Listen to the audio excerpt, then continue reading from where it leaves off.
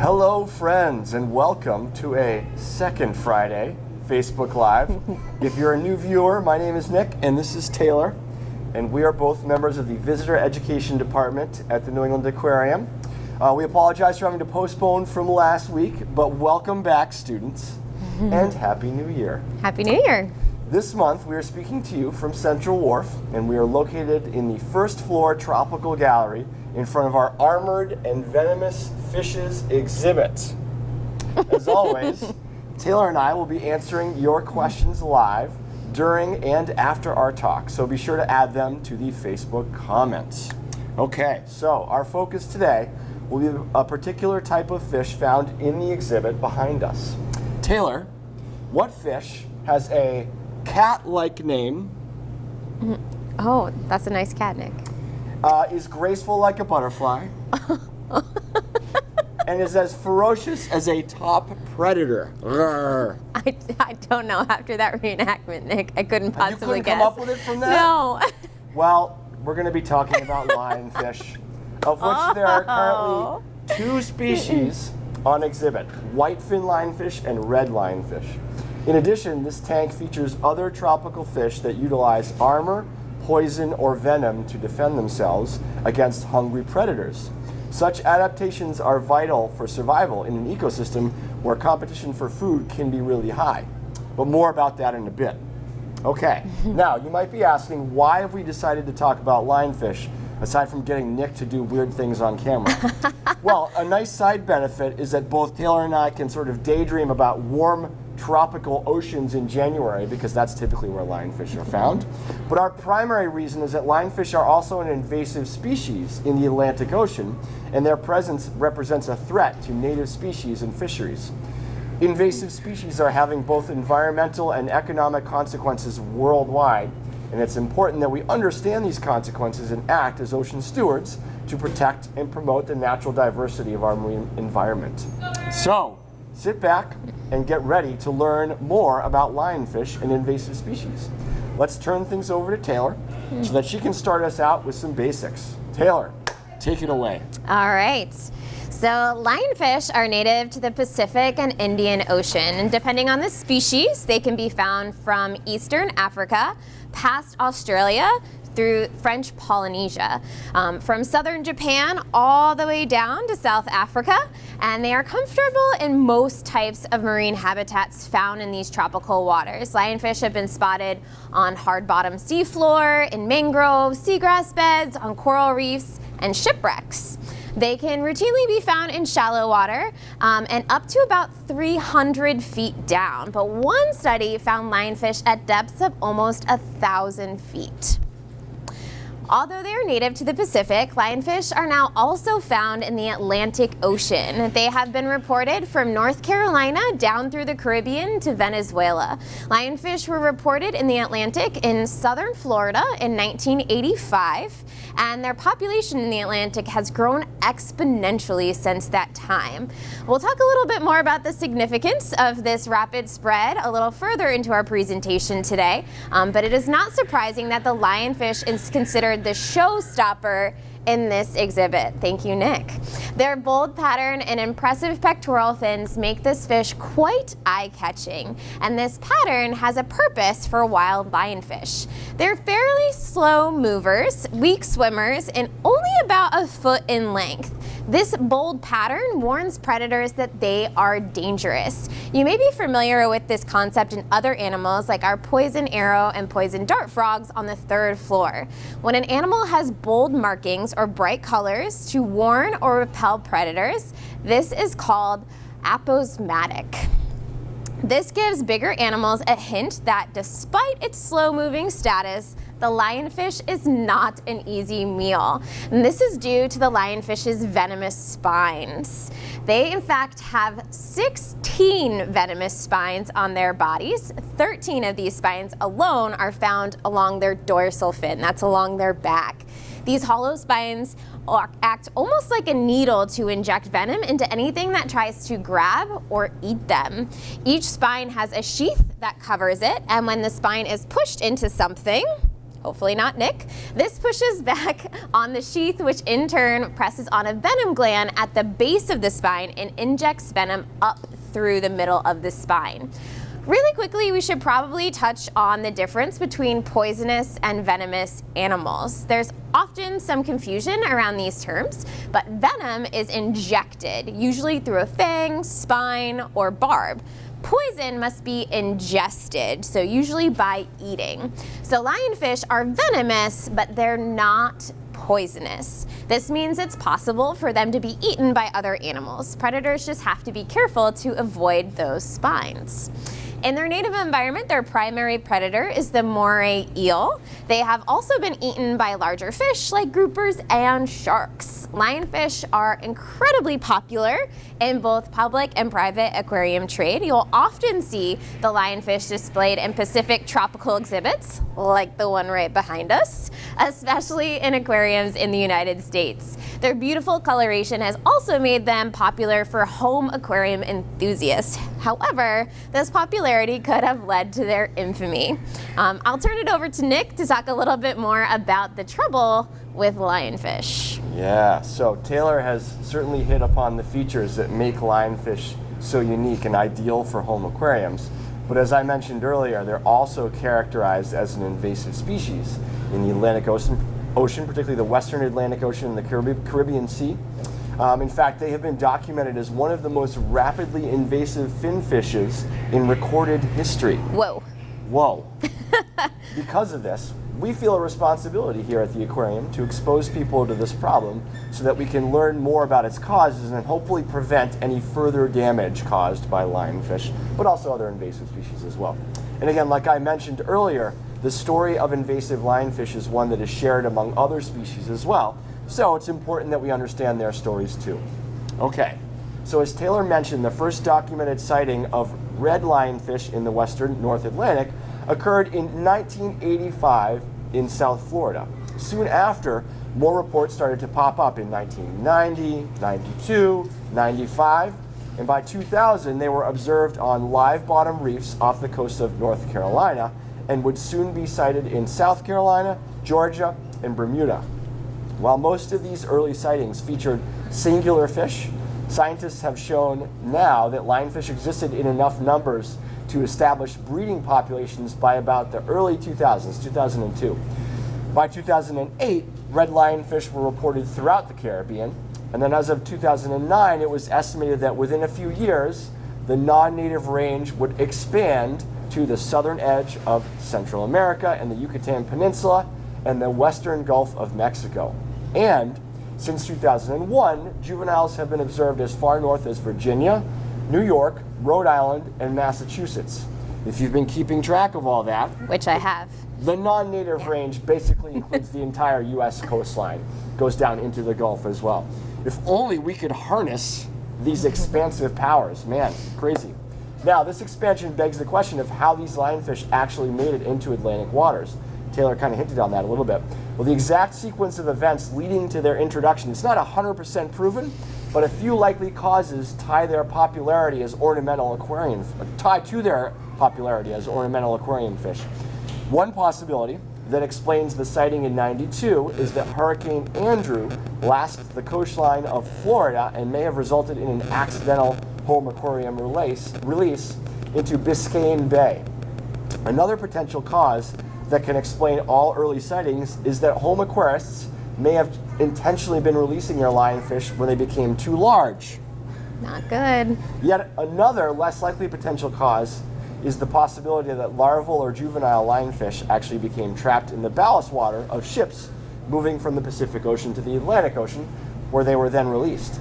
This method has actually caused the spread of other invasives in the past as well. But regardless of how it happened, recently collected genetic data has shown that more than one introduction probably occurred, with some introductions occurring at more southern parts of the Caribbean basin, closer to South America. Man. So, Taylor, What has allowed lionfish to spread so rapidly all over the place like Yeah. this? Tell us about that. That's a great question. So lionfish have spread so successfully due to a number of characteristics that originally helped them thrive in their native environment. Lionfish are prolific breeders. Unlike other reef fish in the Caribbean, lionfish reproduce year-round. A single female can lay up to 2 million eggs in a year. Woo. In their larval phase, lionfish can also spread far by ocean currents and hurricanes. One study found that lionfish reproduction rates are at their highest during hurricane season. So this might help explain some of the rapid expansion both north and south in the Caribbean. Lionfish in the Atlantic also lack natural predators. They do not have the same hierarchy as lionfish in the Pacific for keeping their population in balance. In the Pacific Ocean, there are animals that have learned to eat lionfish despite their venomous sting. This prevents them from taking up more space and resources than their ecosystem can support. In the Atlantic, however, fish don't recognize them as food, and those bold patterns tell would-be predators that the lionfish is dangerous, and therefore predators tend to avoid them.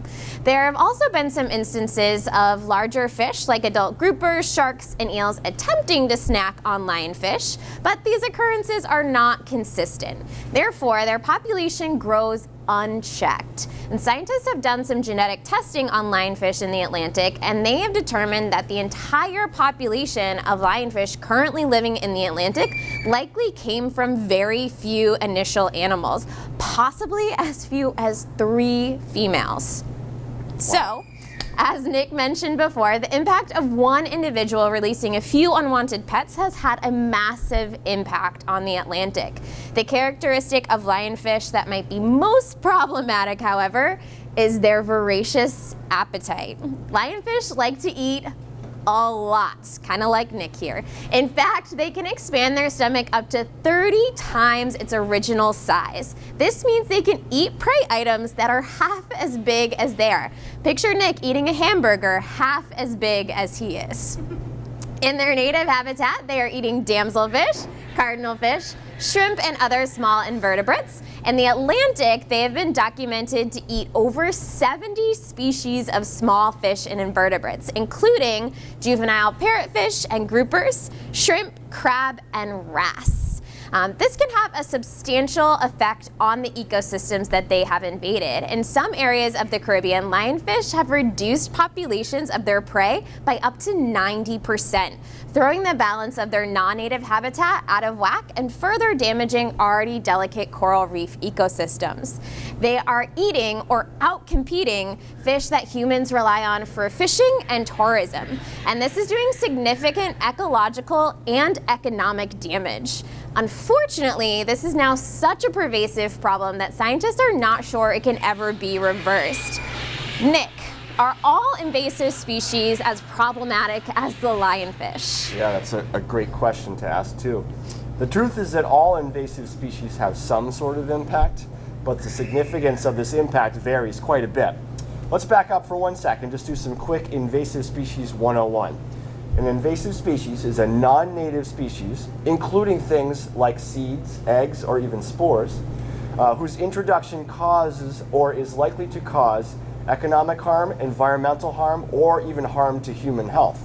The term invasive is typically used to refer to the most aggressive species, such as like the lionfish that we've been talking about. These species lack the natural controls within their non-native ecosystems, such as predators, competitions, and limits to food availability, which Taylor was touching on a second ago. Aside from affecting native plants and animals, invasives can also disrupt vital functions such as water flow, nutrient cycling, or even soil decomposition. And they can also cause economic damage by destroying crops and contaminating produce as well. Now, one of the difficulties in managing invasives is that not all exotic or non-native species that are introduced into a new area are going to become invasives. Further complicating things is that it's kind of hard to predict which are actually going to become invasives. Some are present for years before they even exhibit invasive characteristics, again, like our lionfish, like we've been talking about. And then there's also the possibility that intentionally introduced species don't perform as intended or as we kind of thought they might, and end up causing significant disruptions to an ecosystem. And the poster child for a species introduction that actually turned into an invasive situation is the cane toad, which was introduced to Australia to control populations of cane beetles, but instead they decided to eat other stuff, take over habitat throughout northern Australia, and they've cost the government millions of dollars in eradication efforts. Big problem. No big deal, Yeah. right? The most destructive invasive species in the U.S. include animals like Burmese pythons, Asian carp, and zebra mussels. A well-known local example here in New England, especially Massachusetts, is the European water chestnut, which is a floating plant that has invaded freshwater habitats. But there are also some species that have integrated so seamlessly that we don't recognize their presence. And Taylor's going to tell us a little bit about that. So some invasive species have been in an area so long that you might not initially think of them as invasive. There are a few examples close to us here that I would love to share with you today. I bet most of you have seen both of these animals before, but we'll start with a marine animal. So it's a small animal. It has a hard shell, 1 foot, and lives along New England coastline. Does anyone want to take a guess out there? Well, if you are thinking of a small snail called the common periwinkle, you are correct. The common periwinkle is one of 3 periwinkle species in New England, and the common periwinkle is actually the most common of those 3 species. It is also the only non-native species. Originally introduced to North America in the 1860s, this tiny snail has outcompeted native snails and irreversibly changed the coastal ecosystem of New England. Although periwinkles are omnivores, they heavily feed on algae growing on rocky surfaces. I'm sure you could think of a few of those at your local beach. By targeting faster growing algae and eating it down to bare rock, these periwinkles allowed slower growing algae to dominate this ecosystem. The common periwinkle has altered the diversity and distributions of both plants and animals along their non-native habitat. However, they have been around for so long that we tend to think of them as belonging in this ecosystem. Another species you'll probably be familiar with is a land animal. This feathered creature has been raised by humans for thousands of years. It is extremely common, especially in cities, and has been awarded military medals of service, but can be found all over the world. There are actually an estimated 120 million individuals worldwide. Do you want to guess, Nick? I think I have an idea, but I want you to tell us. All right. Yeah. So the animal that we were talking about is the rock dove. Who? Still not sure what I'm talking about? Okay. Well, you might recognize it by another name, the common pigeon. Oh, of course. The rock dove is native to southern Europe and northern Africa and also southern Asia. Humans have brought pigeons with them as they have migrated across the world. They were brought to North America in 1606. And populations of common city pigeons were most likely formed by these domestic pigeons when they escaped human care.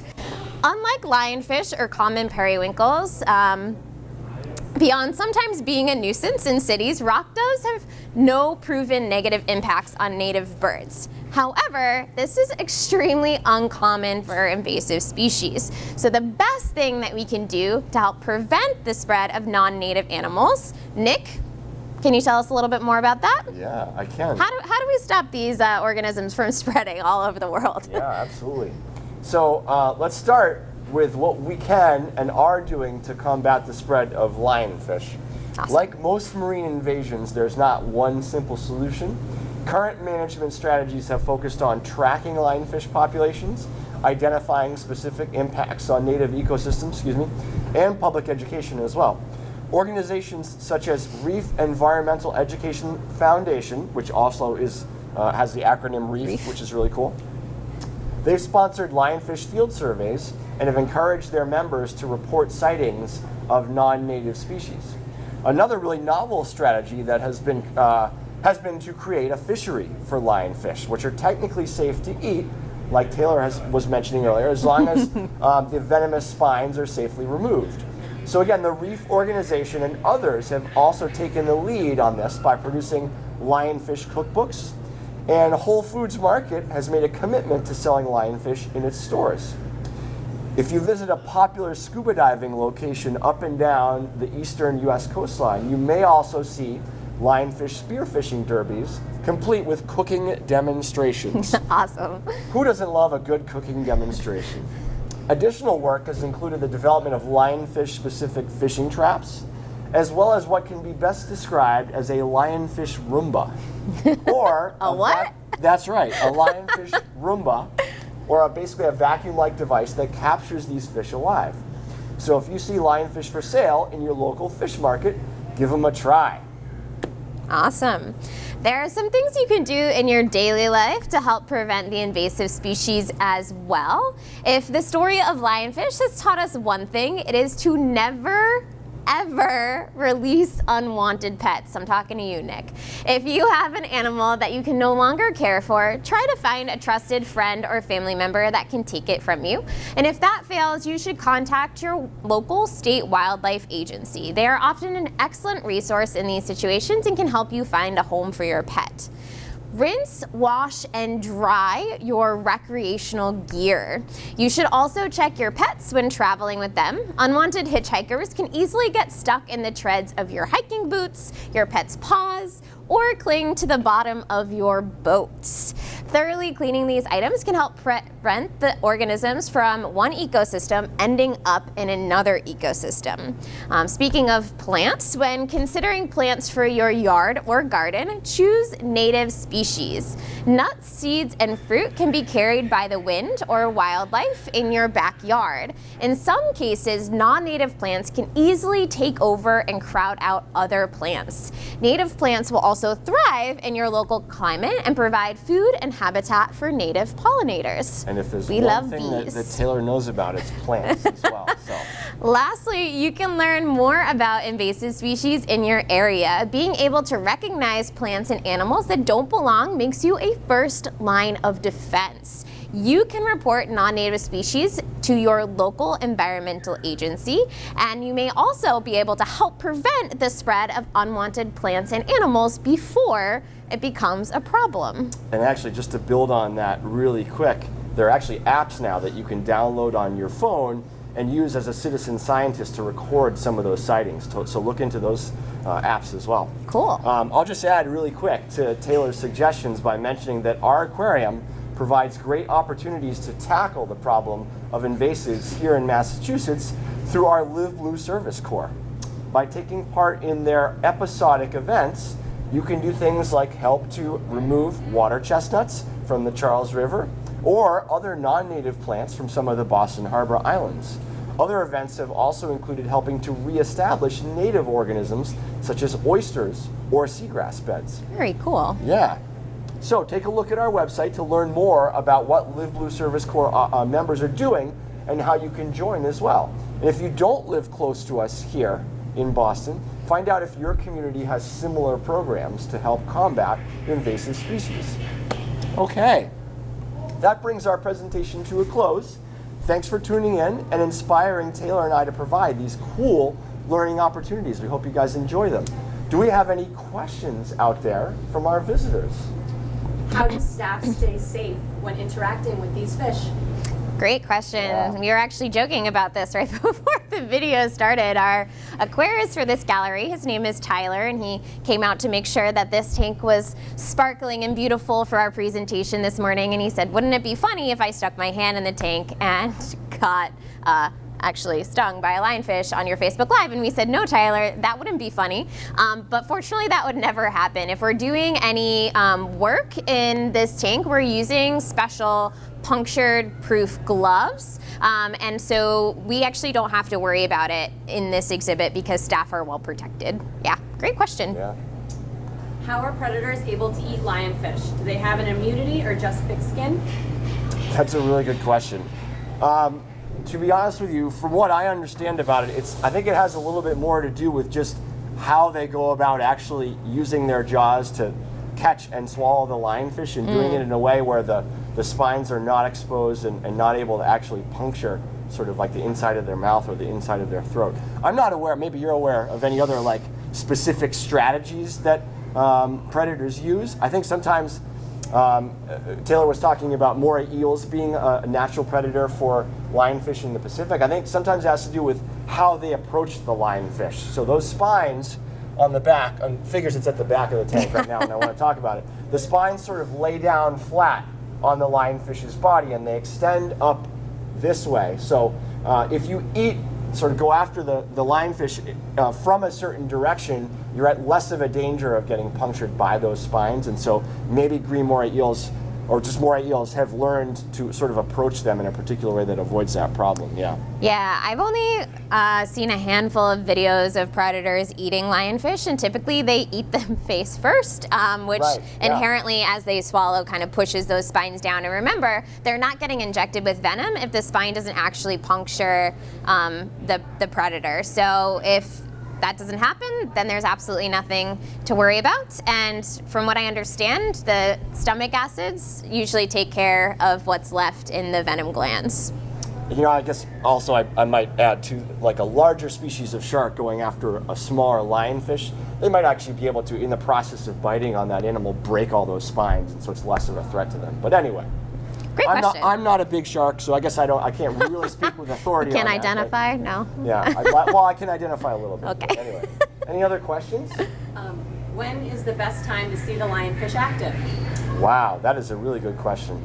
Well, I will say that our lionfish do take turns between doing what they're doing right now, kind of chilling out along the side of the coral in this tank, as well as sometimes swimming around a bit. If you catch our lionfish during a feeding period, that's a great time to check them out. They're obviously moving around a little bit more, but that is not usually scheduled in our exhibits. We typically don't want our animals to become accustomed to getting food at a specific time of day. We want them to act as natural as possible. Any other thoughts about that? So one of the things that scientists are studying right now is when lionfish are most active, particularly around feeding behaviors in the wild. So not a lot is known about when they are most active right now. They thought that historically it was overnight, but they are finding lionfish grazing throughout the day in the Atlantic. So what their natural day and night time is, we don't really know. And just in my limited experience watching lionfish here at the aquarium, they tend to be fairly active throughout the whole day. So my short answer would probably be pretty much any time. If you could come here in the next 10 seconds, you'll see it swimming around in the tank. Any other questions? Okay. Awesome. This has been great. All right, we want to do a couple of quick shout outs before we leave you today. So first shout out goes to our tropical aquarist, Tyler. Thank you for letting us show off your gorgeous armored and venomous fishes exhibit. We wouldn't have anything cool to share with our visitors without the hard work of our dedicated staff behind the scenes. So thank you, thank you.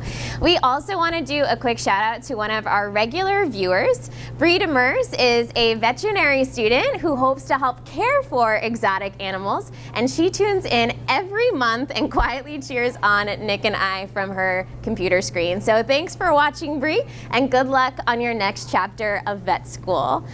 Thank you all for tuning in today. If you have additional questions, remember, post them in the comments. We'll come back and we'll answer them for you. We are wishing you all a happy and healthy new year, and Nick and I will see you next month for another First Friday Facebook Live. Bye, friends.